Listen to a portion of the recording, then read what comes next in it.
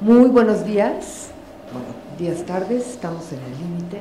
Es un gusto pues estar aquí con la oportunidad de compartir reflexiones y después poder compartir pues dudas, preguntas, comentarios sobre este tema de dilemas al final de la vida.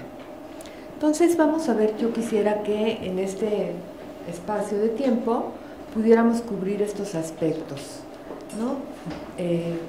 Los dilemas éticos en el contexto de la atención médica al final de la vida, en qué consisten, qué relación tienen con esto que ahora pues cada vez hablamos más de tener una muerte digna, y lo que importa de este concepto de muerte digna es pues ver cuáles son los medios que existen para tener una muerte digna. Eso vamos a ver. Esto quiere decir qué hay que hacer, qué no hay que hacer en el contexto de la atención médica, qué está permitido, qué no está permitido, qué querríamos que se permita que ahora no lo está. Después ver cómo hay diferentes situaciones en el contexto del final de la vida, ¿no? A veces el paciente puede decidir por él mismo, digamos que sería el escenario más fácil, pero muchas veces hay que decidir por otros sobre los que hay que tomar decisiones, pero no pueden participar. Y luego ya como conclusiones ver qué es lo que nos falta en México, qué es lo que hemos alcanzado, pero qué nos falta todavía para poder resolver mejor estos dilemas éticos y poder garantizar más una muerte digna. Entonces, bueno, primero es importante situar que lo que vamos a hablar y lo que nos vamos a ocupar se da en el contexto de la atención médica. Puede haber decisiones sobre el final de la vida que se tomen fuera y desde luego la gente puede morir sin estar en el contexto de la atención médica, pero no nos vamos a ocupar de eso, nos vamos a ocupar de estos dilemas en el contexto de la atención médica. Y hablamos de dilemas éticos en el final de la vida, y para entender cuándo hablamos de final de la vida en el contexto de la atención médica, que no solo es el momento de morir, sino es realmente como una etapa, pues cuando ya hay datos médicos, digamos, objetivos, dentro de la objetividad que se puede en medicina, dentro de la exactitud que se puede, que en realidad la medicina no es una ciencia exacta, siempre hay una incertidumbre, pero de todas formas hay datos para saber que un paciente, por más que se haga, no se va a poder evitar que se muera. Ahí estamos en el contexto del final de la vida.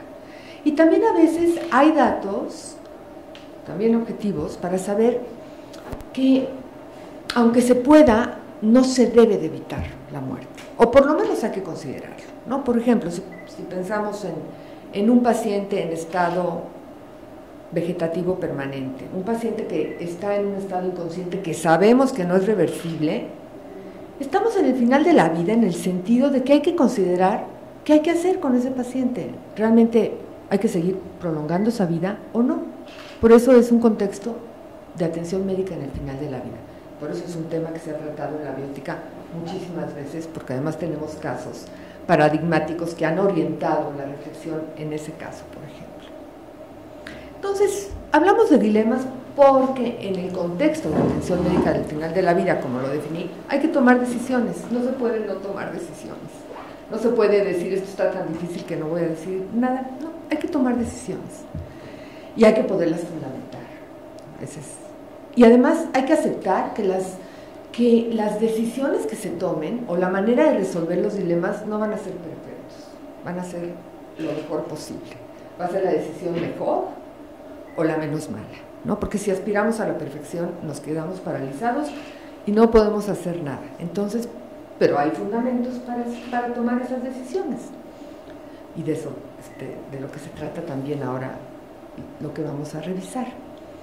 Para poder tomar estas decisiones, para poder resolver estos dilemas que tienen que ver con decidir sobre la vida y la muerte, sobre permitir la muerte si ésta ya va a llegar y ya no tiene caso impedirla, sobre incluso causar la muerte en algunas situaciones, o sobre seguir evitando la muerte. Para poder hacerlo bien hay que aceptar algo que nos cuesta en una sociedad negadora de la muerte como la nuestra y como muchas otras, aceptar los límites de la vida, y como hay límites en la vida y somos mortales y seguiremos siéndolo, pues hay límites de la medicina, de lo que puede cambiar, de lo que puede hacer, o de lo que se debe usar. Porque también parte del problema ahora es que hay tanto que se puede hacer, que casi siempre se puede seguir haciendo algo, aunque ya uno sepa que no va a cambiar en nada el desenlace, ¿no? A veces se mandan estudios que no van a cambiar en nada, pero se está haciendo algo, y a veces por eso se hace, porque se está haciendo algo. Y así le digo al familiar que estoy haciendo algo, y yo médico siento que estoy haciendo algo, y todos jugamos a que estamos haciendo algo que en realidad no tiene ningún caso hacer y no se justifica éticamente, ¿no? Entonces es muy importante aceptar esto.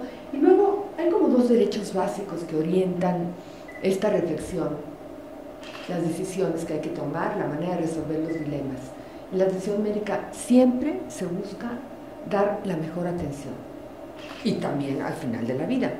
Y esto, que es muy obvio, hay que repetirlo, porque a veces al final de la vida, o cuando se ve que ya no se puede evitar el final de un paciente, muchos médicos creen que se acabó lo que tienen que hacer, y no, simplemente hay que cambiar de objetivo. Ya no se va a curar, ahora se va a aliviar, pero siempre se busca dar la mejor atención. Y el otro derecho que hay, que está detrás, bueno, junto con dar la mejor atención, es siempre con el respeto al paciente como persona, cosa que también es muy obvio, pero también se olvida.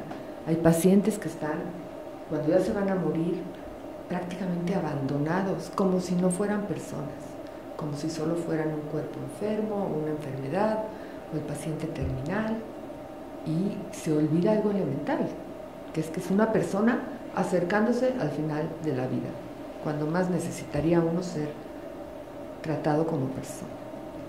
El otro derecho es a elegir mientras pueda, o mientras haya datos para saber cómo hubiera elegido si hubiera estado mal.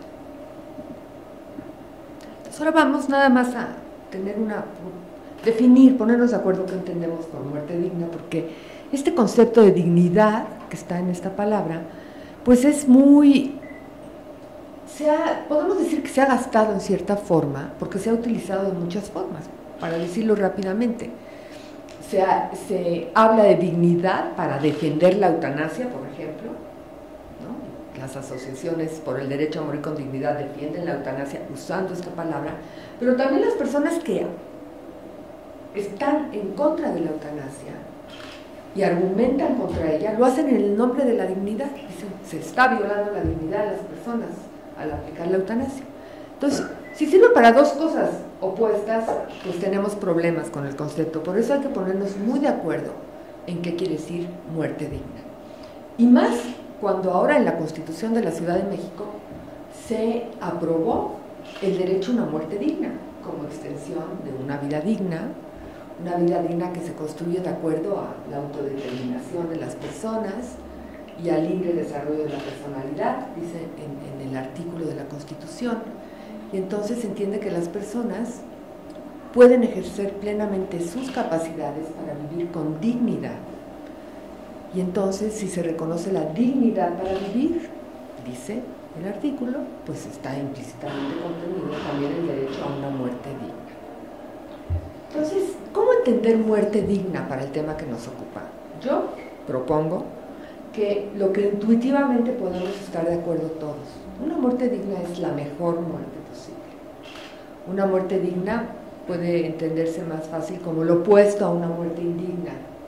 Una muerte indigna es una muerte con sufrimiento, que no debería de haber porque se puede evitar, porque se puede aliviar. Indigno porque va en contra de los valores de la persona. Entonces, digamos que la muerte digna que vamos a buscar y a defender, y la que se busca al resolver los dilemas, es buscar que las personas vivan el final de su vida, porque no solo es el momento de morir, sino esa etapa cuando se ubica que estamos en el final de la vida, como lo definí antes, que las personas vivan y mueran lo mejor posible, con el menor sufrimiento posible. A veces no se puede evitar ni eliminar todo el sufrimiento, y respetando sus valores. Yo creo que eso es una definición o una idea de muerte digna a la que podemos aspirar nosotros, la que podemos querer, y de la que vamos a hablar. Pero entonces es una condición, no es un medio. Cuando se aprobó este artículo, en los medios se dijo que se había aprobado la eutanasia. No, no es cierto, no se aprobó la eutanasia. Se aprobó el derecho a una muerte digna. Y entonces lo que nos interesa ahora es ver cuáles son los medios para poder alcanzar esa muerte digna, que está muy bien, que tengamos como algo a lo que debemos aspirar. Entonces los medios son, por un lado, las diferentes decisiones médicas, y son médicas porque se dan en el contexto de la atención médica, no solo porque las decida un médico, claro que participa, pero no solo él. Entonces son las decisiones médicas sobre el final de la vida, son los cuidados paliativos, son las voluntades anticipadas y en situaciones excepcionales, otras decisiones más controvertidas que buscan adelantar la muerte, ¿no? La eutanasia y el suicidio médicamente asistido. Esos son los medios que podemos ubicar para tener una muerte digna. Entonces vamos a empezar revisando las decisiones. Las decisiones médicas sobre el final de la vida, este grupo de decisiones son las que se aplican para cualquier paciente, la pida él mismo o haya que pedirlo por él, ¿no? Quien lo representa.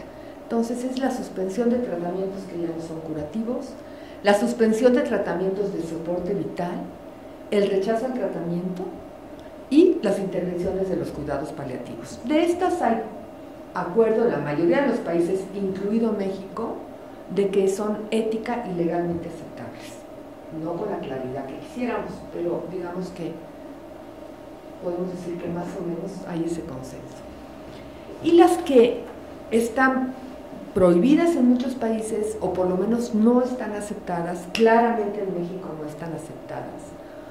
Bueno, no es que no estén aceptadas las dos. La primera que señalo ahí, bueno, estas que solo aplican para pacientes conscientes y competentes que pueden decidirlo, la primera que señalo ahí es una que realmente ni se ha discutido en nuestro país y que ya es un recurso, es una opción que está bastante, ahí sí, discutida y establecida en otros países.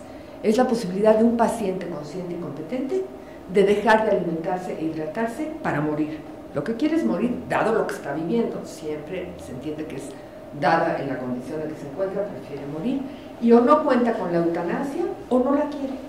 Es una opción. En México tenemos que discutir esta opción, que es una opción que la humanidad ha usado toda la vida, por otro lado. Y la otra es las que sí son claramente controvertidas, explícitamente prohibidas, que es la muerte médicamente asistida, la eutanasia y el suicidio médicamente asistido, que realmente están permitidas en muy pocos lugares del mundo. Bueno, vamos a ver rápidamente, las voy a pasar rápidamente porque creo que quedan bien claras y para que me dé tiempo a presentar pues lo que quiero presentar. Entonces, la suspensión de tratamientos que ya no son curativos, se entiende que eran tratamientos que buscaban curar y que ya hay datos para ver que no están logrando eso que se buscaba. Y que si se siguen dando van a causar más daño que beneficio. Ya no van a beneficiar, van a añadir sufrimiento y van a impedir que se hagan otras cosas que podrían ayudar al paciente a esa muerte digna. Son decisiones muy difíciles por la incertidumbre de la medicina, aunque haya datos objetivos, siempre hay como esa pequeña, y si esto sí sirve, y si este nuevo tratamiento es el que hace la diferencia, generalmente fundadas más en deseos que lo que realmente objetivamente se puede hacer. Por eso hay que tener mucho cuidado de cómo funcionan los deseos en la atención médica al final de la vida, tanto de pacientes, familiares y médicos, ¿no? Porque para eso está la necesidad de objetivar y ver lo que es posible, ¿sí? Y lo que es deseo es un deseo, y eso no va a hacer que un tratamiento que no sirve sirva. En medicina eso no va a ser así. Después está la suspensión de tratamientos, pero ahora de soporte vital, quiere decir sin ellos pues el paciente va a morir, porque el tratamiento está sustituyendo funciones vitales, que desde luego muchísimas veces se justifican, todas las que están ahí están muy justificadas. Lo que hay que ver es que a veces se están dando solo para impedir que suceda una muerte que ya debe de llegar, porque no se va a poder impedir del todo, y porque seguir impidiéndola posiblemente está causando pues a lo mejor indignidad, a lo mejor para un paciente que ni cuenta se está dando, pero que no hubiera querido estar así, y está retrasando algo que tiene que suceder, ¿no? Entonces, sería en este caso en donde hay que considerarla para aspirar a la dignidad en la muerte. Digamos que la suspensión de tratamientos de los dos tipos es algo que más bien propone el médico, porque tiene los elementos para decir ya no están aportando beneficio, y lo acuerda con el paciente o con quien hable el nombre del paciente. Pero hay ocasiones en que el médico tiene razones para ofrecer un tratamiento y el paciente, o si no puede el paciente, los que lo representan, lo rechazan por lo que implica ese tratamiento, ¿no? Entonces, si se entiende que ya ahora en este modelo de atención que reconoce la autonomía del paciente, lo que el médico ofrece, en realidad el paciente lo tiene que consentir estando informado. Se reconoce el consentimiento informado como clave en la atención médica. Entonces, si el consentimiento informado es esencial para dar un tratamiento, pues se entiende que si el paciente no consiente, tiene todo el derecho a no consentir y rechazar. Claro, se tiene que asegurar uno, para poder respetar ese rechazo, que el paciente realmente está entendiendo lo que implica rechazar un tratamiento, sobre todo si lo que está en juego es la vida. Y se entiende que en todas estas decisiones en que se va a dejar de buscar curar o prolongar la vida, pues lo que sigue es empezar a dar todo para proporcionar la mejor calidad de vida, que se acepta que va a acabar. Y entonces aquí es donde tienen un papel importante los cuidados paliativos, que podemos entender como esa atención integral proporcionada por un equipo interdisciplinario que busca aliviar al paciente en todas las dimensiones, al paciente y a la familia, en los aspectos físicos, psicológicos, familiares y espirituales, puesto que estamos en el contexto del final de la vida y estos tienen mucho mayor importancia en esta parte de la vida. Ahora, los cuidados paliativos pueden incluir algunas intervenciones más controvertidas o por lo que hay que entender muy bien, y además para distinguir de las otras más controvertidas como son la eutanasia. Entonces, los cuidados paliativos pueden incluir intervenciones que buscan aliviar síntomas, utilizando, por ejemplo, opiáceos, que se tienen que dar en la dosis necesaria para aliviar el síntoma. Y que entonces, en algunas situaciones, uno puede prever que esto pueda tener como consecuencia adelantar la muerte de un paciente que está en la fase final de su vida. Entonces, esto está justificado y esto está permitido. Y digamos que lo que éticamente sería muy cuestionable es quedarse abajo de aliviar el sufrimiento y el síntoma por miedo a que se adelante la muerte. Y después, otras intervenciones de las que cada vez escuchamos más y que es muy importante entender, distinguir, es la sedación. La sedación que, lo que busca la sedación es dormir la conciencia, por decirlo de una forma, y esto se va a hacer en la intensidad y frecuencia que se requiera. Y hay una forma de sedación que forma parte de los cuidados paliativos al final de la vida, que es, por un lado, profunda, se busca causar la inconsciencia de manera profunda y de manera continua hasta la muerte. ¿Esto en qué situaciones se contempla? Cuando un paciente está en el final de la vida, se puede contemplar que le queda muy poco tiempo de vida y tiene síntomas y que le causan un sufrimiento que no se puede aliviar. Y entonces lo que se busca es que eso que no se puede aliviar, que lo está acompañando en ese final de vida, el paciente no lo experimente. Por lo menos eso se puede hacer, que no lo experimente estando inconsciente.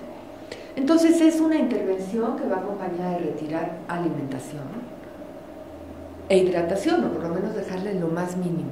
Por eso solo aplica, puesto que va acompañada de esto, cuando realmente se calcula que es una expectativa de vida de 1 o 2 semanas, porque si no, al retirar esto sería lo que estaría causando la muerte. Y sí hay que retirarlo porque si no se estaría extendiendo una condición que no se justifica extender. O sea, si uno pone en estado inconsciente al paciente, lo alimenta, lo hidrata, pues eso se podría extender injustificadamente. Es muy importante distinguir esta intervención, lo cual no todo el mundo lo puede distinguir, de la eutanasia, porque la eutanasia, como vamos a ver, busca causar la muerte del paciente, porque es lo que pide el paciente. Aquí no se busca causar la muerte. Aquí lo que se busca es que esa muerte que ya va a llegar, llegue sin que esté experimentando el paciente lo que estaría experimentando, que sería básicamente sufrimiento. Ahora, si bien no se busca la muerte biológica del paciente, queda claro que se está causando una muerte social, si se puede decir, o personal, porque se acaba la vida de relación de ese paciente. Es decir, en el momento que se interviene con esta sedación, es el momento de despedirse, porque ya no va a haber otra oportunidad, ¿no? Entonces, no es poco seria, es una intervención justificada, porque si hay medios para evitar el sufrimiento, yo creo que es la principal obligación, pero es muy seria, tiene que darse en las situaciones en que esté completamente justificada. Ahora, como ya mencionaba antes, hay diferentes tipos de pacientes, entonces los más fáciles en un sentido, estamos hablando de decisiones muy difíciles, porque son sobre el final de la vida, pero es mucho más fácil hacerlo si tenemos lo que yo como médico creo y lo que el paciente, que es el que está en el final de la vida y se trata de su vida, me dice que quiere. Eso ayuda muchísimo.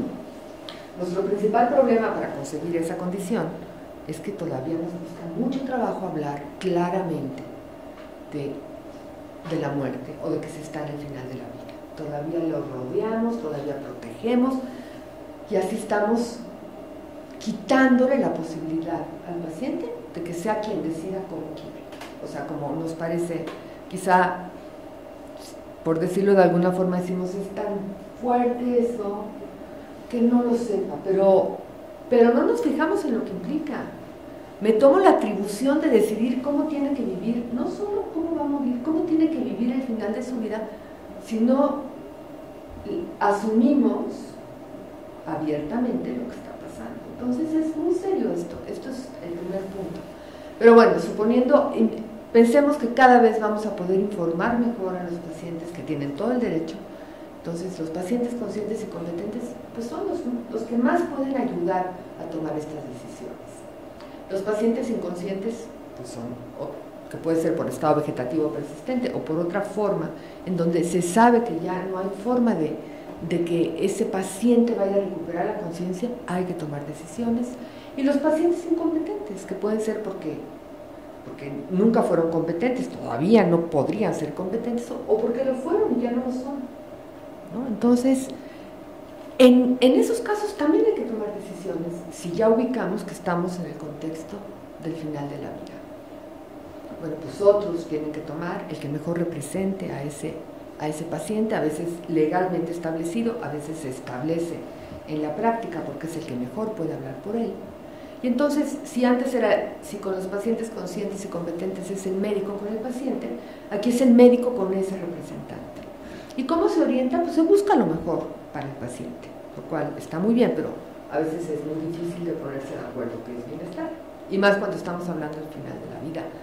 Todavía para mucha gente, más vida siempre es lo bueno, lo cual es muy equivocado. A veces más vida es un daño, ¿no? Entonces, eso sirve, pero a veces no es fácil y a veces no hay acuerdo en qué es el bienestar entre los que intervienen.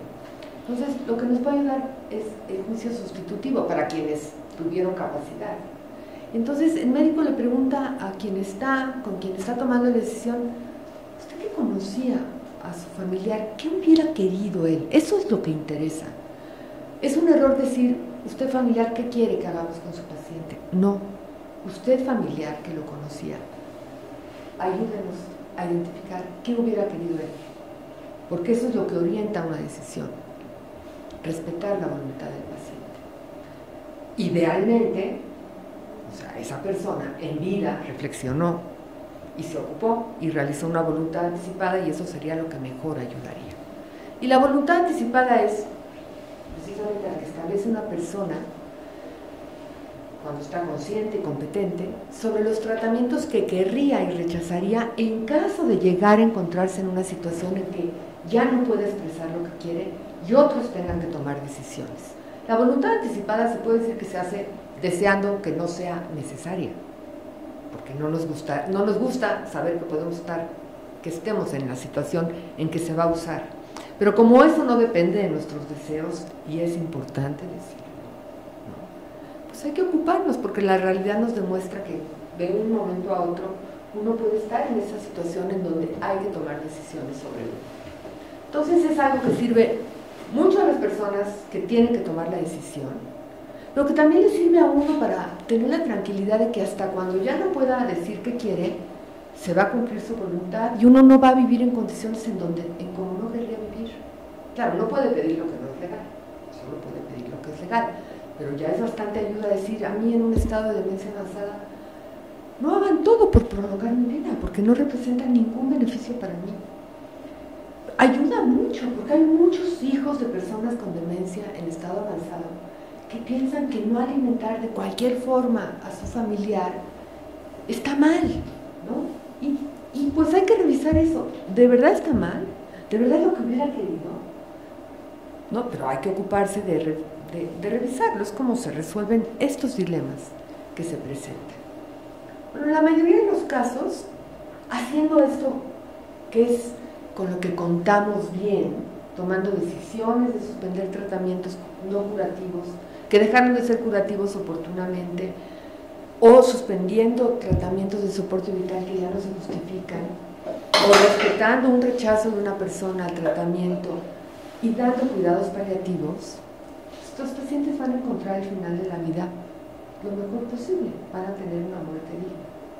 Pero hay situaciones en donde, a pesar de hacer todo bien, pues los cuidados paliativos tienen límites, y puede haber situaciones en donde algunos pacientes, aquí sí solo conscientes y competentes, por lo que están viviendo, quieren ayuda para adelantar su muerte. Me voy a pasar un poco rápido, nada más para que quede claro cuáles son estas dos acciones tan controvertidas, que son la eutanasia, y que yo defino de una manera muy específica para distinguirla de otras ideas que se tienen y que antes se usaban de muchos tipos de eutanasia. Entonces, eutanasia, estrictamente hablando, es la acción que realiza un médico, al menos así se ha acordado donde se ha permitido, para causar la muerte del paciente con toda intención, una muerte sin dolor, por eso es una buena muerte, como etimológicamente se dice. Y claro, bueno, para terminar con su sufrimiento, pero lo más importante que hay que marcar es en respuesta a la solicitud del paciente. Solamente así estamos hablando de eutanasia, si no, estaríamos hablando de otra acción, a lo mejor buena, mala, ética, no ética, pero no es eutanasia si no la pide el paciente. Entonces, está permitida realmente en muy pocos países, en 5 países. Entonces, de acuerdo a esto, pues no es eutanasia suspender tratamientos, aunque como consecuencia muera el paciente, o dar medicamentos para aliviar el dolor y como consecuencia se adelante la muerte del paciente, o la sedación. No es eutanasia. Ahora, lo que sí es muy parecido a la eutanasia es el suicidio médicamente asistido. Es la ayuda que da un paciente, que da un médico también, a un paciente que él lo solicita, pero la ayuda se limita a proporcionarle los medios para que sea el paciente quien realiza la acción final que causa la muerte. De los países que vimos que permiten la eutanasia, el suicidio médicamente asistido lo permiten todos menos Canadá, menos Colombia, que en realidad no ha hecho una legislación. En Canadá está despenalizada la eutanasia, pero no hay una clara regulación legal. Bueno, en esos países se permite la eutanasia o el suicidio médicamente asistido, como prefiera el paciente.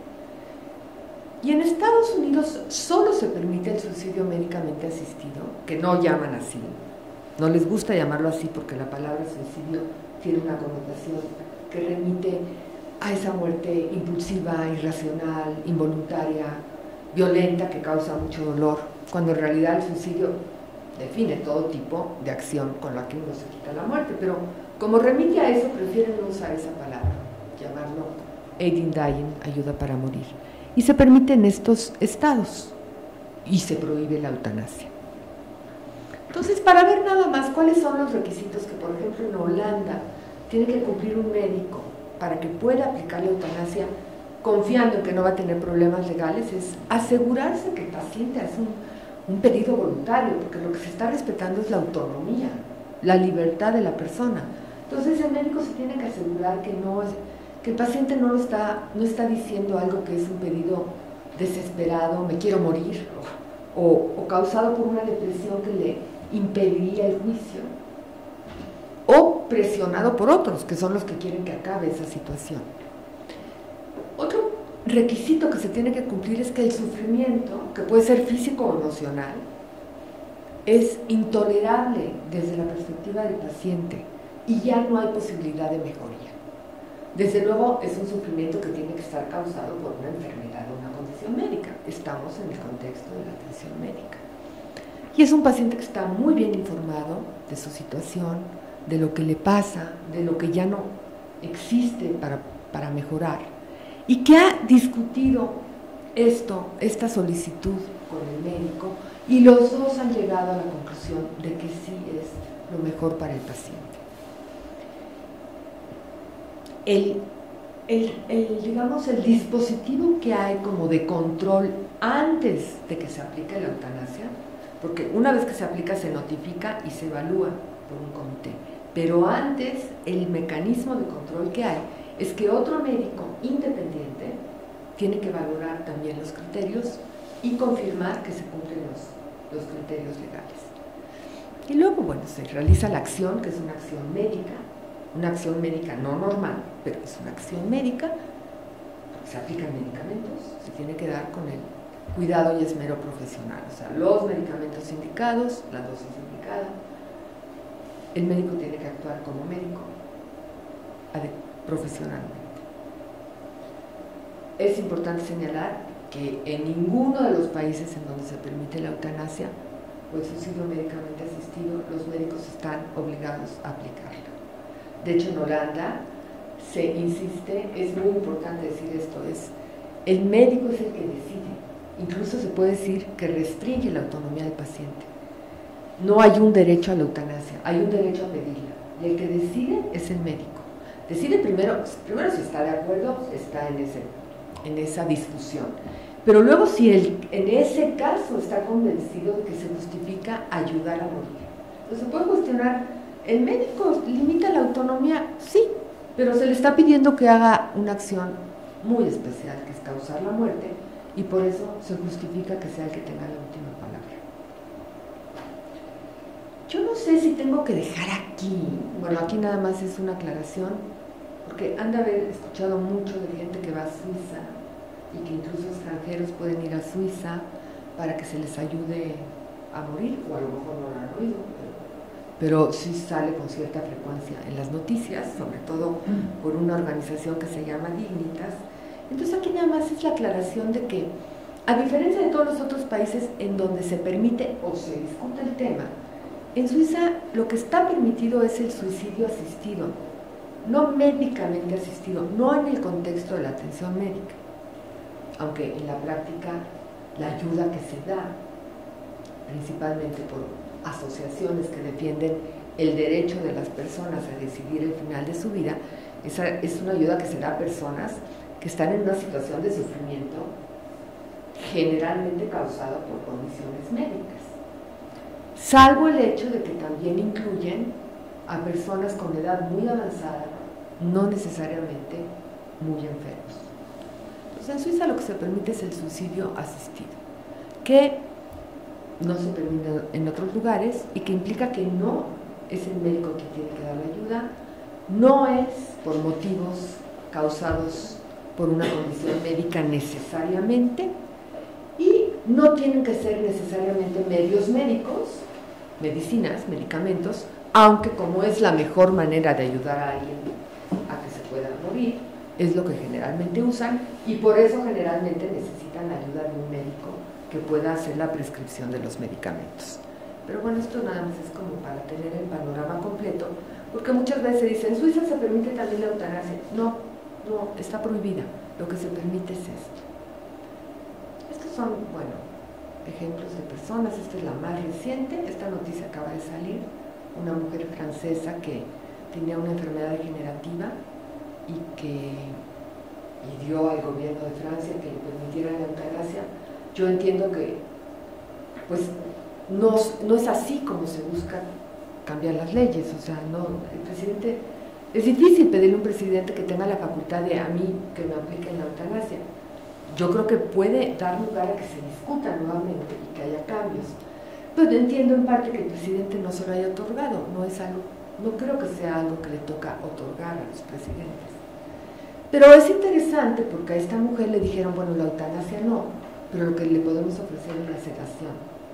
Entonces, lo que es interesante es que la sedación, que tiene una indicación muy precisa, como yo se la señalé, pues cuando no es una opción la eutanasia, a veces se puede utilizar la sedación para poder otorgar una eutanasia. Yo creo que no es lo deseable, yo creo que para cada cosa que se necesita debe haber la opción. Y esto volvería, quizá ya no me puedo detener en todo lo que yo quería señalar, pero lo podemos discutir ahora, porque creo que sí estamos sobre el tiempo, ¿no? No, vamos bien. ¿Vamos bien? 20 minutos. Entonces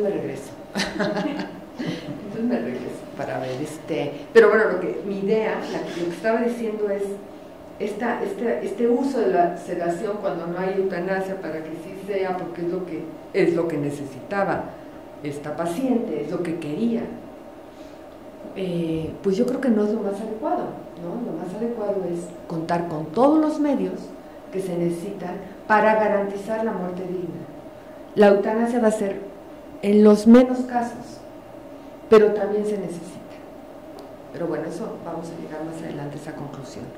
Estos son casos, este es un caso muy conocido, no sé si les resulta muy conocido, el de Terry Schiavo, que estuvo en estado vegetativo permanente en Estados Unidos 15 años.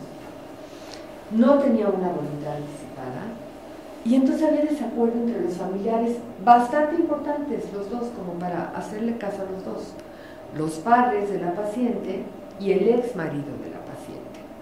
Entonces el ex marido decía, no, es que ella no hubiera querido esto, y los padres decían, es que todavía se sigue comunicando con nosotros, que es otra vez esta idea de que cuando queremos ver algo lo vemos, cuando deseamos mucho algo creemos que pasa, y en realidad después se demostró que su cerebro estaba deshecho, o sea, no podía haber esa relación que los padres querían ver, pero era lo que querían ver, ¿no? Es como un bebé tiene un reflejo de que mueve la boca y yo puedo decir que me está sonriendo porque es lo que quiero, pero todavía no tiene la capacidad de eso. Pues aquí pasaba eso, y lo más lamentable de este caso es que llevó a 19 acciones judiciales en donde se ganaba que sí le retiraran la alimentación y hidratación, se conseguía que se la volvieran a poner, se metió el gobernador Bush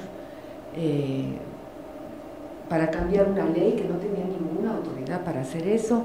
Entonces fue, pues en esa época, en esos años, sobre todo en los últimos, pues veíamos fotos de esta mujer a cada rato en los periódicos porque se estaba discutiendo si se debía o no prolongar la vida.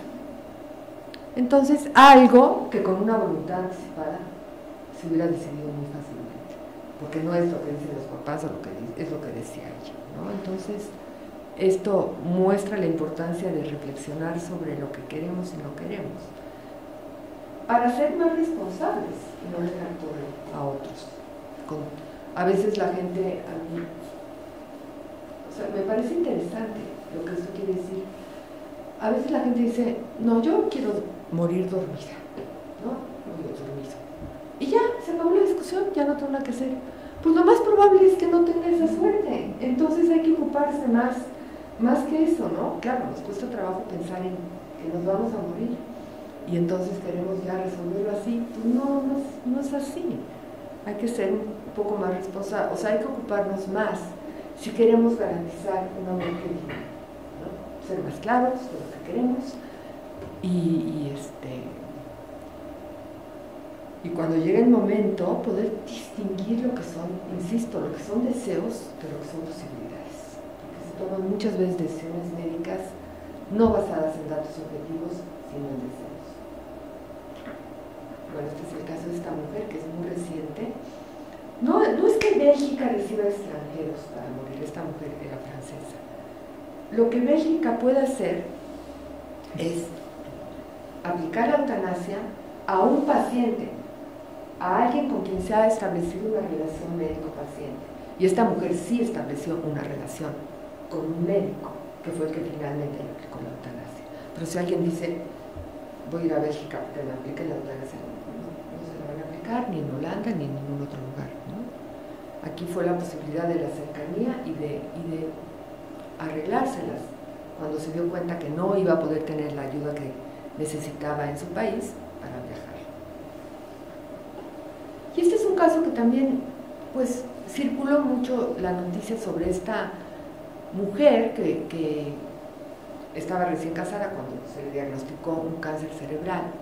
Después de intentar tratamientos, cuando ya supo que no había posibilidad de curación, quería tener la posibilidad de decidir el final de su vida, de tener acceso al suicidio médicamente asistido, pero vivía en California, donde no era todavía una opción legal, y entonces se mudó a Oregon, donde un requisito que deben de cumplir las personas es ser residente de Oregon, y para eso tenía que vivir ahí por lo menos 6 meses, y fue lo que hizo, y entonces murió por suicidio asistido, pues hace casi 3 años, y su caso lo conocimos mucho porque fue utilizado por ella misma, por su esposo, por su mamá y por una agrupación que defiende el derecho para que las personas puedan decidir al final de su vida, que se llama Compassion and Choices, para promover que se aprobara el suicidio médicamente asistido en California, como de hecho se hizo. Entonces, ¿cuáles son los principios de todas las decisiones que vimos? Como que estaban basados en los derechos que mencionaba al principio. Y finalmente, los principios que están detrás es buscar el beneficio del paciente, es respetar su autonomía, es respetar su dignidad, como la dignidad entendida aquí como la que tenemos por el hecho de ser seres humanos. Estemos conscientes, inconscientes, incompetentes, por el hecho de ser seres humanos. Diferente a esa dignidad que tiene, que es la que cada quien define para decir, considero esto digno o considero esto indigno.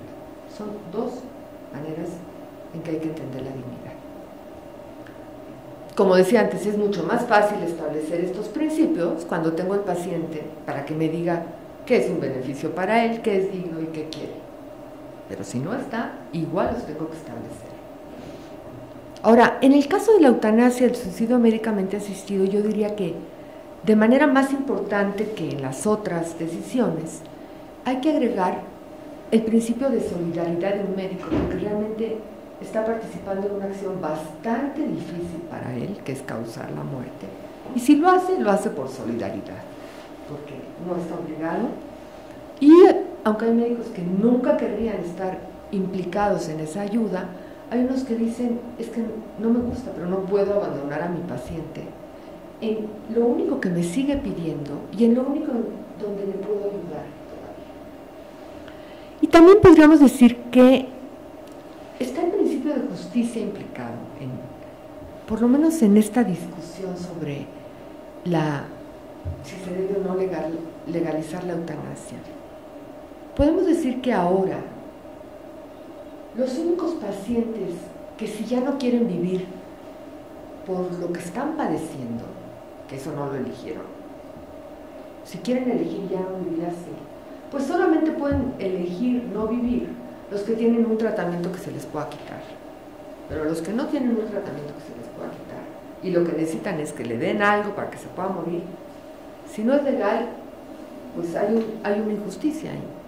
Y la otra injusticia que hay, yo creo que esto es claro en México, es que ahorita las personas que tienen acceso a la eutanasia, si es lo que quieren, pues son los que tienen la suerte de conocer a un médico de confianza que saben que está a favor de la eutanasia y que les va a dar esa ayuda. Son una minoría, son claramente una minoría. Quizá entre los médicos hay más médicos que como pacientes conocen a un médico que les pueda ayudar. O sea, pero lo que quiero decir es, se trata de que todos tengan la misma opción. Claro, tiene que haber criterios muy claros para regularlo. Y el otro principio que está es el respeto a la autonomía del médico, porque se trata de respetar las 2 autonomías, la del paciente y la del médico. Por eso nadie está obligado a aplicar una de estas 2 formas de muerte asistida. Y bueno, yo creo que esta es una discusión que está pendiente. Hemos avanzado mucho más en las otras decisiones, aunque les falta claridad. Pero lo que está pendiente es discutir sobre la eutanasia y el suicidio médicamente asistido, como en muchos otros países. Pero aquí hay personas que quisieran contar con esa opción. Entonces, yo creo que no tiene caso discutir si es ética o no. Nos vamos a dividir. Como si nos ponemos a discutir sobre el aborto, nos vamos a dividir. Lo cierto es que hay quienes piensan que es ético y quienes piensan que no. Hay quienes la quieren para ellos y quienes no la quieren para ellos. Entonces, si ahora solo se está respaldando la posición de los que no la quieren para ellos, lo que tenemos que discutir es si hay razones de peso, argumentos de peso, como para decir, tiene que seguir esto así. Solo vamos a respaldar, como sociedad, a los que no la quieren. Y el mensaje que mandamos a los que la quieren es, vean cómo le hacen. Bueno, eso es lo que hay que considerar. Entonces, ¿cuáles son los argumentos, aparte de los argumentos que yo no llamaría argumentos religiosos, sino de los dogmas religiosos que prohíben la eutanasia y que se tratan de imponer en las políticas públicas injustificadamente, porque no se puede pretender que en una política pública esté dictada de acuerdo a una religión que no aplica para todos y que unos no reconocen, ¿no? Entonces eso está injustificado, eso no. Pero eso es lo que tiene mucho peso para impedir el avance de cambios legales en este sentido. Pero bueno, los que no son razones religiosas y son, digamos, argumentos racionales que hay que discutir, yo creo que se pueden agrupar en estos tres rubros. Uno tiene que ver con decir que los cuidados paliativos hacen innecesaria la eutanasia. Voy a hablar de eutanasia, pero siempre me estoy refiriendo a eutanasia o suicidio médicamente asistido. Los cuidados paliativos hacen innecesaria la eutanasia porque alivian el sufrimiento. Y esto no es completamente cierto. Los cuidados paliativos son importantísimos y van a impedir que mucha gente quiera morir, porque va a seguir viviendo bien el final de su vida. Pero los cuidados paliativos también tienen límites. Lo reconocen los mismos paliativistas y siempre hablan como de, sí, hay un 5% que no... Bueno, ese 5%, ¿qué hace? Les decimos, ay, bueno, es que es la minoría. Bueno, eso es lo que hay que considerar. El otro argumento que tiene que ver con los cuidados paliativos dice, es que si se permitiera la eutanasia, ya la gente no va a querer aplicar cuidados paliativos porque es más fácil la eutanasia. Yo no conozco médicos que piensen así en ningún lugar, ¿no? Entonces, digo, lo estoy simplificando, pero esa es la idea. Si ya se permite, ya los médicos van a preferir eso que los cuidados paliativos, no creo. Y además, en los lugares en donde se ha permitido la eutanasia, lo que se ha desarrollado más son los cuidados paliativos, porque lo que se desarrolla es una atención mejor al final de la vida. Entonces, aquí están los cuidados paliativos y si llegan a un límite está esto. Y es más, está esto, eutanasia, pero solo porque antes está esto, entonces van juntos, son complementarios. Y lo otro que tiene que ver con cuidados paliativos es decir, no, porque ahorita no hay suficiente acceso. Entonces, si ahorita empezamos a aplicar la eutanasia porque no hay suficiente acceso, ya no se va a incentivar el desarrollo de los cuidados paliativos. Y yo no veo por qué. Yo creo que se tienen que resolver que se tenga esta opción, pero siguiendo desarrollando los cuidados paliativos. Me parece que es como hacer una manera muy simplista de que las personas que se ocupan de estos temas y de dar esta atención pensaran, ¿no? ¿Ya para qué me preocupo de los cuidados paliativos? No creo.